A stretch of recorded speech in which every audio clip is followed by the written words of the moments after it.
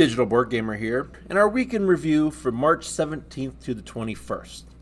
Today we have 2 full releases to look for, and 5 beta games to look at as well. First up, on Monday we had Toy Battle release. It's very light, but it is quite fun. Live games take about 6 minutes. It's great in turn-based and in live. One of the great things about this is there's a bunch of different boards to play from. There's even a random featured and then a board of the month that's highlighted. So I think those options are really cool, help the game out quite a bit because every map does have something different that makes the game feel very different.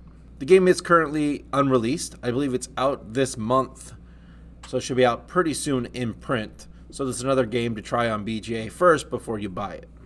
So if you're familiar with Crash Royale, you can see that this is this tower defense kind of game. You'll have a hand of units down here. During your turn, you must either place a unit or draw 2. When placing a troop, they have to extend from your home base. So right now, my only 2 legal spots are to the left and right. And then you'll see every unit has a special abilities. The unicorn, for example, draws another troop, and so on. What you're trying to do on this board, at least, is get 7 medals to win. You get medals by completely surrounding. So here I have to have a unit in this location and this location, and then I get those 3 points. Once you gather a point, you get to keep them, and once you get to 7, you win. The other way of winning is getting your unit on top of here, the opponent's base. And once you do that, you win. But it's a quick, fun game to play. Definitely one I'd have you try if you haven't tried it yet. And I have a full video to teach you how to play. Our other release on Wednesday was Crafting the Cosmos. Another unreleased game. This one's quite a bit longer at about an hour. It's 2 to 4 players. And this one here feels like a more traditional Euro style game for me. So since it's unreleased, there's not much info on BGG.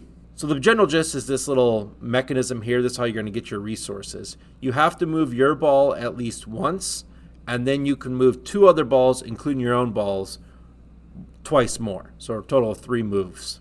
You can move your ball all 3 times, or your ball once, and then the black ones, and so on. Your ball will collect both the left and the right resources. So here I'd gain this star, a nebula, and then these 3 life tokens. And then here on this guy, the black balls, you'll just collect the right side. And then I do believe even your opponent ball will allow you to collect. The best thing about playing on BGA is it will actually tell you before you hit submit what resources you're going to collect. So it'll just label it. Many of the resources aren't carried over, so you're just going to use them. Your nebulas have to go on the big spot, your stars go in the middle, and then these tiny spots are for the life. And then basically each of these stars need to be around. And once you have all of them around, this flips over. And then once you surround it with life, you can score an additional bonus point on top of it. There are wild stars that are called supernovas, I believe, right here. And they're exactly that wild. You do have to remove a star when you score a nebula, so you got to be careful of that. But it's really cool. You're really cool placing down. There's some power cards here. You basically have to discard 2 of the same to draw one of those power cards, and then they give you abilities. The game all runs through this time thing here. So as you game these time tiles, it goes here. You get any star you want when you push this over. But this is what controls the length of the game. So once those are all gone, then the game is over. This one here came out in beta just a couple weeks ago. I really enjoyed it then, and I still really enjoy it. Speaking of betas, we have 5 games to go over today. First is Pirates. Pirates is a card-playing game from 2020. Not a lot of ratings on here, only 97 people. So I don't know how popular this once was when it came out in print. BGA says it's 2 to 6 players and plays about 11 minutes. And I played it turn-based and it worked fine there. So I'm sure it's good in turn-based and real-time. The goal of the game is to gather 5 treasures. You're going to be doing that by drawing and playing cards. The game is as simple as draw cards or play cards. Cards will go out in front of you. There'll be combat that you can initiate. When you win combat, you get to take cards. There I just stole a card worth 2 treasure from my opponent. And then you just go back and forth drawing and playing cards. This one here, I didn't really enjoy with my only 1 play. I'll probably give it a little bit more of a try when it comes out full release.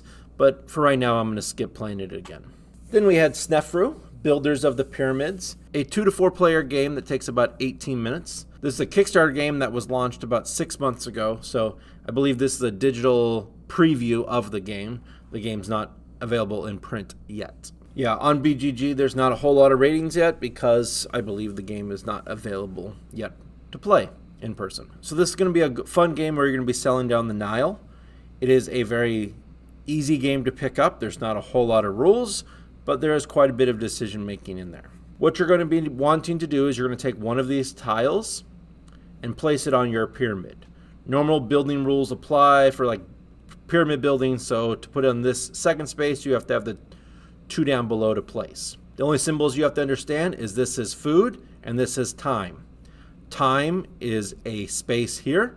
So right now, if I did a 4 time action, I would end up here on the boat, and then I could take this guy. I could take any of the tiles here with the 4 time, but I have to pay the additional thing here on the left. These 2 are a food and so on, and there's 1 additional time. 4 food and 2 movement, moved over and paid the food and placed it down below. And then my opponent will do the same. He moved 4. Whoever's further back in the track, it's their turn first. So you can see there, I moved 2 more, and now I'm lower, so he actually has to go before me. Now these spots all here, all have an additional bonus that allow you. So here, I get a free -1 time on my pick. Now here, you do gain food. That's the big action. Once you close off a group of similar colors, you're going to gain food. So one similar color obviously scores you no food, but you can see how you can scroll down. And you'll be placing colors like this together. So this is 2 colors here, and then if I place one on top that it does not match, then I would gain 2 food. Of course, I could keep growing it bigger and bigger and try to score more and more food. And then I would not need to have to spend as much time, therefore getting more actions. Really interesting concept. I really enjoyed this one. This will be one I'll be playing a little bit more in beta. Then we had Welcome to the Moon. I believe this is the 3rd Welcome to game. It's at least the 3rd one I've played. I've played the original, and then Vegas, and now To the Moon.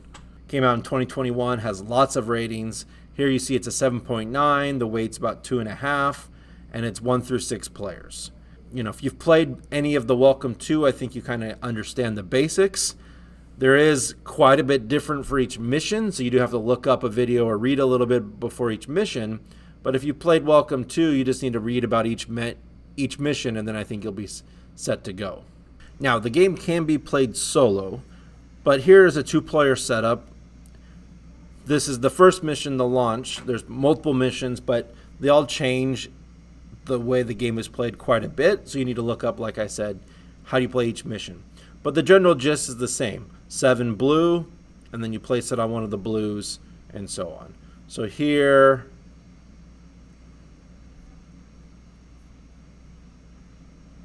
they pick the 14 green,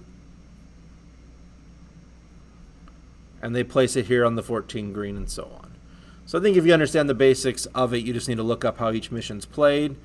Overall, I thought it had a lot more depth than the regular Welcome to in the one game I've played, so I'll be looking at this one more too.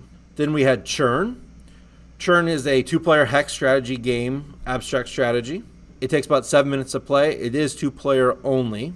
Looks like it's a web-only game, so it'll only be available online and it won't be in print. So in this game, it'll tell you can play in a valid place. You can't place your marbles next to other marbles. So here I'm going to create a size of 1. If you create a size of 2, you have to remove all your lower ones. Here, when I created this size of 3, I had to remove all my 2s and 1s. The goal of the game is to fill up the board and then have more of your colors. Overall, I wasn't really a fan of this one. I think this will be a skip for me.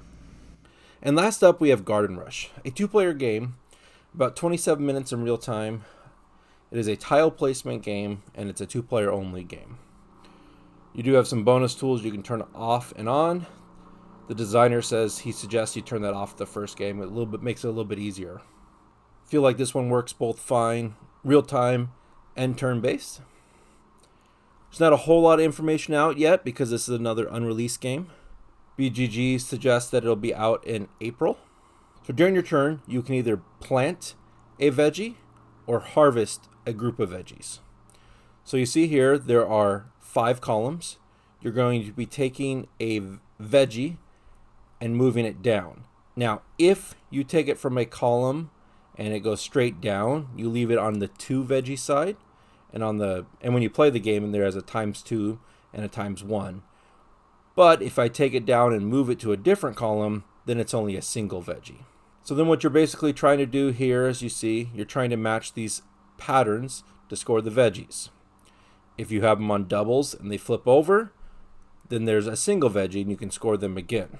And there you see when you harvest single veggies, you score them, they get removed. You score 1 point per veggie harvest, and then your gnome moves on the track. The game is a race to 40 points, or when all these tiles in this bag are gone. There are some basic tools on the board, and then like I said, there's an advanced version where there's some more advanced tools in there. On the board here, there's these additional bonus points. If you perfectly land here, you move an additional space. Then after taking a veggie, they slide over. As you can see, there are different ways of scoring veggies. There's this, usually the bigger and the smaller options. And it does play like Tetris where you can rotate it and still score. So you can turn, it doesn't have to be in this perfect direction. It can be the other way. Overall, it's a pretty cool drafting game. My first game, I definitely felt like I was watching what my opponent had to make sure that I didn't give him anything really good in a certain spot. Well, that's all I got for this week in review. As always, I've been the Digital Board Gamer. If you like the video, and subscribe if you haven't. Good luck and have fun.